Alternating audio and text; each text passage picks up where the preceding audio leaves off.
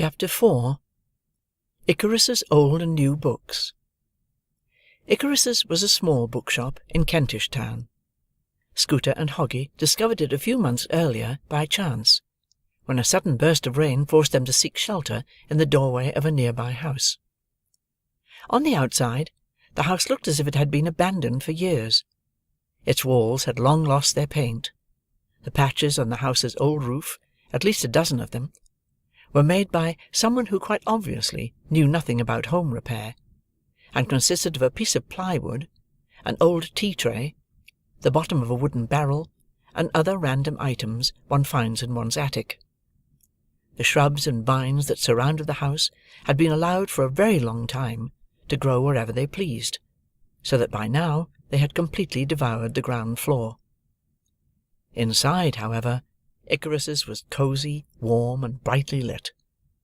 The house's top floor was where the bookshop owner lived, while the ground floor was where he kept his books. And what a great lot of books it was! Hoggie remembered very well the rainy day when she and Scooter entered the shop for the first time. They were so daunted by Icarus's amazing collection, by the oak bookcases, and by the Latin inscription on the shop's eastern wall, Scientia Vincit, Knowledge wins, that for a moment they imagined that they had intruded into someone's home. "Excuse me," Scooter asked the fair-haired boy with glasses, who sat behind the shop's counter with his nose in a book. "Is this really Icarus's Old and New Books?" "Yes, it is," the boy replied. "Welcome. Let me know if I can help you find anything." Hoggie looked around, and instantly approved of the place. "Nice," she said. "Is this your dad's shop?" "It used to be," the boy responded, "but it has been mine for the last 15 years. Only then did Hoggie and Scooter realize that the boy was actually a man so small it was really quite easy to mistake him for a child. "Are you a midget?" Hoggie asked, staring at the bookshop owner with curiosity. Scooter covered his face with his hands. "Hoggie," he whispered, with horror. "They prefer to be called little persons." Hoggie smiled nervously at the bookshop owner. She expected him to get angry and throw her out, but the tiny man did no such thing. "I suppose I am," he replied simply, "but, personally, I prefer to be called Icarus. Icarus Finn, for such is my name." From that day on, Icarus's became Hoggie and Scooter's second most favourite place. They went there every Friday night, and although they could rarely afford to buy anything, they could always count on learning something very interesting during their visits, as Icarus Finn not only knew a great deal about books, he also loved to share what he knew with everyone he met. That Friday night, Icarus was on his customary seat behind the counter, and in his customary manner he had his nose in a book. Upon the sound of the door-bell, he raised his bespectacled eyes off the page, and his face stretched in a smile. "Hoggie, Scooter, come in. I was beginning to think you wouldn't come tonight." "We stayed late at the library," Scooter explained. "Ah," Icarus nodded his understanding. "Time sure flies at the library. Every time I go there, I say to myself, I'll just pop in for half an hour to leaf through my favourite magazine. But every time I end up seeing some book I haven't read before, and then another book, and another. The next thing I know, it's dark outside, and the security guard is telling me to get out." The children laughed. "Yes," Icarus concluded, "you and I are very lucky to have such a place, very privileged." "I wouldn't call it a privilege," Scooter said. "I mean, anybody can go there." "Anybody can in our city," Icarus Finn agreed. "That is because we have a public library, but many places do not. And there are plenty of people who have never been to a library, never held a book in their hands." For a few moments, Scooter reflected on what Icarus had said. He had never thought about it until now. "And Even in the places that have had libraries for a long time, people could not always use them," Icarus added. "Why not?" "Because most libraries only recently opened their doors to the public," the shop owner explained. "You and I have always thought of libraries as places where anyone can come any day and borrow any book for free. But just 100 years ago they were still exclusive sort of places which very few people were allowed to enter." "That doesn't make any sense," Hoggie protested. "If people could not borrow books from the libraries, then what exactly were the libraries for?" "They were more like treasure vaults," Icarus explained. "Interestingly enough, the very first libraries, including the famous great Library of Alexandria, were public libraries. Have you heard of the Alexandrian Library?"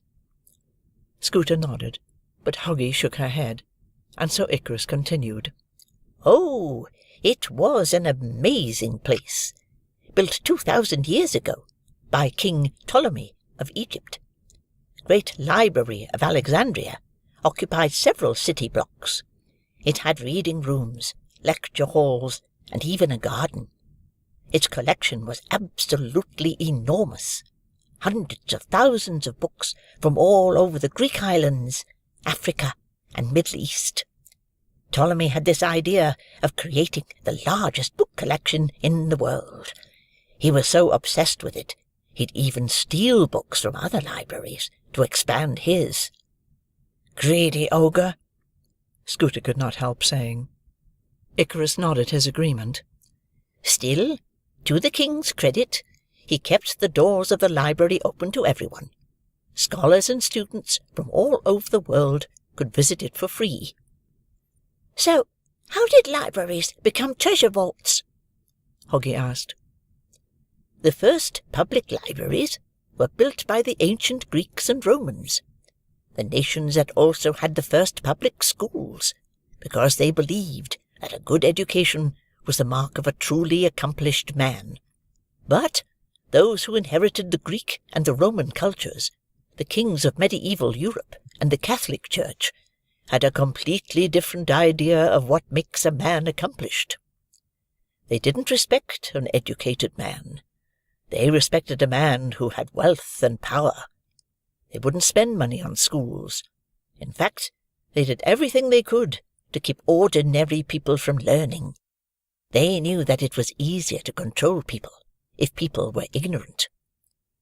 For the same reason, the kings and the church denied ordinary people access to the libraries. In the Middle Ages, one could only read a book if one was a monk or a nobleman. Books themselves were treated differently. They were treasured. They were treasured so much, they often replaced money. Books could be traded for land and jewels, or used to secure a military alliance, buy a king's favour, or ransom a man's life.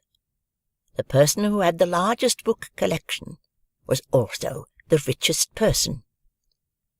Scooter looked around Icarus's shop. "Icarus, if we lived in the Middle Ages, you would be a king." Icarus laughed. Hoggie and Scooter spent the entire evening at Icarus's, talking. Icarus told them about the Library of Pergamon, a rival of the great Library of Alexandria, the famous Bodleian Library of the University of Oxford, the remarkable collection of books stored in the Vatican City, and the enormous town-sized Library of Congress in Washington.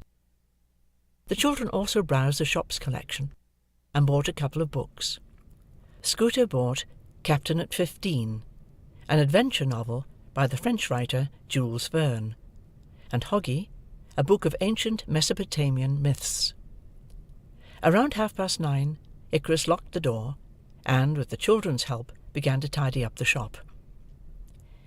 "Icarus, what happened to the Alexandrian Library in the end?" Hoggie asked. "It was destroyed during a war sometime in the 3rd century, wasn't it?" Scooter offered an explanation. "So it seems," Icarus replied. He opened the cash register and began to tally that day's sales. "What about the books? Were they also destroyed? Perhaps, Icarus replied absent-mindedly, although some people believe that part of the collection survived. Really? Where is it now? Icarus finished his tallying, made a note in the shop sales book, and put his profits, a mere £20, in the pocket of his old jacket. I've heard one or two theories as to where it may be. Will you tell us? Hoggie persisted. Icarus smiled. I certainly will, but not tonight. Why not? Because it is nearly 10 o'clock, and your families must be wondering where you are.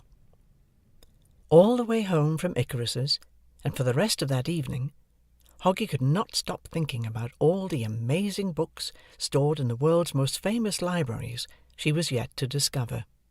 She even dreamed about the Alexandrian Library. She was strolling through its infinite galleries and many rooms containing thousands of volumes. Every now and again she would run into Aristotle, Plato, or some other famous dead guy. It was a thoroughly pleasant dream. Another week went by, during which Hoggie and Scooter searched the library for the elusive mirror. By then, the things had become quite busy at school. I am never going to graduate, Hoggie stated one morning upon receiving her latest maths quiz back, and discovering that once again it was graded F. In addition to her pathetic grades, Hoggie had another clash with Mrs. Hamilton, when, during their last lesson, the deputy headmaster reminded her students that she expected them to submit a plan for their history report by the end of the week. "That's the end of the week, class," Mrs. Hamilton said pointedly, "not the end of the year." Amidst the students' thunderous laughter, Hoggie blushed, and gave Mrs. Hamilton a look full of loathing. In truth, she had not even come as close to starting to work on the report as deciding who her report was going to be about. The only thing in Hoggie's life that seemed to be improving was Aunt Michelle. Indeed, Michelle Clares was a lot happier these days. She smiled more, hummed cheerful tunes, and was not even once tempted to stop at the pub, not even on those nights when Hoggie could not meet her. Hoggie was wondering about the reasons for such a striking change when, suddenly, the truth came out. Hoggie was walking the dogs one evening. As she, upon her return to St. Clair's Lane, was unlocking the flat's door, she heard her aunt laugh, which in itself was very unusual. As Hoggie entered the flat, she heard voices coming from the kitchen. Two people were talking animatedly. One of these people was Aunt Michelle. Another voice belonged to a man. Hoggie entered the kitchen, and saw Aunt Michelle standing by the stove, and, seated at the table, Prospero, the good-looking young man who had saved Mrs. Gullitch's cat. The two stopped talking abruptly, and Aunt Michelle's face acquired an extremely guilty look. "Hi, Hoggie," she said sheepishly. "Hello?" Hoggie replied cautiously, studying the scene. "Hi, Hoggie," Prospero said. Hoggie's eyes narrowed as she noticed that Prospero had been drinking tea out of her favourite cup. "Hoggie, you remember Prospero, don't you?" Hoggie merely nodded. "We are making a stew," Aunt Michelle carried on. "Why won't you take a seat and have a cup of tea while you wait?" "There is nowhere to sit," Hoggie said grumpily. Indeed, Prospero had taken not only her favourite teacup, but also her customary seat. "There's another chair in my room," Aunt Michelle reminded her, stirring the contents of a large pot. Hoggie's eyes narrowed even more. "I'll get it," Prospero offered, rising from the table and walking out of the kitchen. Her seat free again, Hoggie planted herself on it rather pointedly. "What's he doing here?" she asked, trying very hard to sound casual. "Prospero? Well, he just came over for dinner." Hoggie pushed her once favourite teacup as far away as she could, as if it were something disgusting, like a dead rat. "Are you two dating?" Aunt Michelle faltered for a second. "I suppose we are, although we've only been out a couple of times. How did you find him?" As a matter of fact, he found me." Aunt Michel smiled at the memory. "He came to see me at the gallery. And then he asked me if I wanted to have a cup of coffee, and we did go out for a cup of coffee. And the next day he took me to lunch. He wanted to take me to dinner, but you know what my nights are like. So one day I said, 'Why don't I make us dinner?' So here we are." Prospero returned with the chair just then, and Hoggy fell silent once again. During dinner, it was only Aunt Michel and Prospero who spoke, and not in the happy, carefree manner in which they had talked before Hoggy showed up. Michel Clares tried to get her niece to talk about school a couple of times, but Hoggy's remarks were short and brusque. Hoggy was hurt. She had never known Aunt Michel to keep secrets from her. Towards the end of the dinner, the atmosphere in the kitchen became so thick one could cut it with a knife. Deep inside, Hoggy knew why her aunt had been so secretive. From their first encounter, Hoggy had displayed such unrelenting hostility towards Prospero. Aunt Michel was simply afraid to tell her niece about her meetings with the young man. Still, she should have told her. Hoggy was not some pouting little child. She knew that grown-ups had their own lives. She'd understand. Hoggy glanced at her aunt. Michel Clares was smiling, but her smile was strained. She was talking to both her niece and her boyfriend, but her eyes were looking mostly at Hoggy. Hoggy began to feel sorry for her aunt. "I am being way too hard on her," she had to admit. "So," she said, trying to mend things at the table, "what do you do, Prospero?" Hoggy's question took Prospero by surprise. The young man's hand, with a spoonful of stew in it, froze in the air. But Aunt Michel perked up. She took Hoggy's sudden willingness to talk as a declaration of truce. "He is an acrobat," she announced gleefully. "He works at Peducci's Majestic Circus." Hoggy nodded. This certainly explained Prospero's amazing tree-climbing abilities. "Prospero is going to take me to one of their dress rehearsals. I probably won't be able to go to an actual show, seeing as how they're on weekends and I'm at the movie theatre weekends." "When are you guys going?" Aunt Michel's face acquired a guilty expression once again. "Tonight." It was then that Hoggy noticed that her aunt was wearing her favourite blue jumper, the one she only wore on special occasions. "You can't go tonight," Hoggy said, trying very hard to keep the crabbiness out of her voice. "It's your turn to do the laundry tonight." Prospero looked at Michel inquiringly. "She's right," Aunt Michel admitted. "It is my turn to do the laundry. I forgot. Can I do it tomorrow night?" "You're working tomorrow night," Hoggy reminded her. "and we are all out of clean clothes and clean towels and clean bed-sheets." "That we are," Aunt Michel agreed. The corners of her mouth drooped again. Prospero turned to Hoggy. "Can't you do the laundry and let your auntie have a night off?" "I'll have you know, I've done the laundry for the last 6 times," Hoggy said coolly. "Besides, I can't. I have to write a plan for this stupid history report. Unless," she added hopefully, "one of you writes it for me." Prospero shook his head. "That would be cheating, wouldn't it? But I'll tell you what. If you agree to do the laundry, I'll teach you how to open any lock." Hoggy considered the offer. "Show me." Prospero grabbed the clumsy old lock Hoggy had been using for her school locker, and pulled one of the hairpins out of Aunt Michel's hair. He then stuck the hairpin into the eye of the lock and turned it. The lock opened. "Cool," Hoggy said. "Show me again." Prospero did. He then had Hoggy unlock the lock a few times. When she finally got the hang of it, Hoggy said, "All right, I'll do the laundry." Later that night, Hoggy dragged a hamper full of hers and Aunt Michel's clothes down to the basement, where in the narrow space between a pile of old bikes and a mouldy wall, a couple of washing machines were squeezed in. Before putting the clothes into the washing machine, Hoggy checked all the pockets. She hated it when a random piece of paper got into the machine and turned into fine dust, staining the laundry. As she pulled the pocket of Aunt Michelle's old cardigan inside out, something fell out of it. It was a letter. Hoggy did not recognise the author's handwriting, but the letter was signed Linda Clares. Linda Clares was the name of Hoggy's mother. Hoggy had not heard from or about her mother since she went away 4 years earlier. More than once she tried to learn from Aunt Michelle about her mother's sudden disappearance, but every time Aunt Michelle found some excuse not to talk about it. Although Hoggy was only 6 when Linda went away, she remembered her mother very well.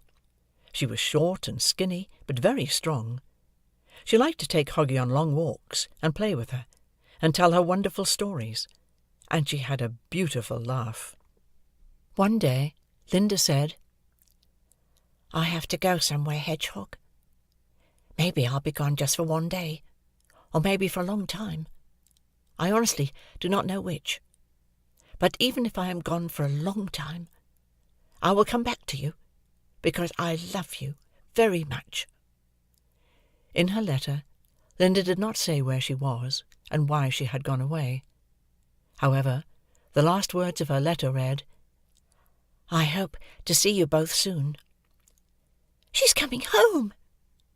Hoggy gasped. Hoggy wondered why Aunt Michelle hadn't told her about the letter. Perhaps, she thought, her aunt never had a chance. She then wondered how long it would be before her mother came home. The return address on the envelope was a post-office mailbox number. Hoggy had heard about things like that. People would sometimes have a mailbox if they did not want anyone to know where they lived. Before the mailbox number were letters HMP. "I wonder what that means," Hoggy said. But the only other clue as to her mother's whereabouts was the name of some small town in North England.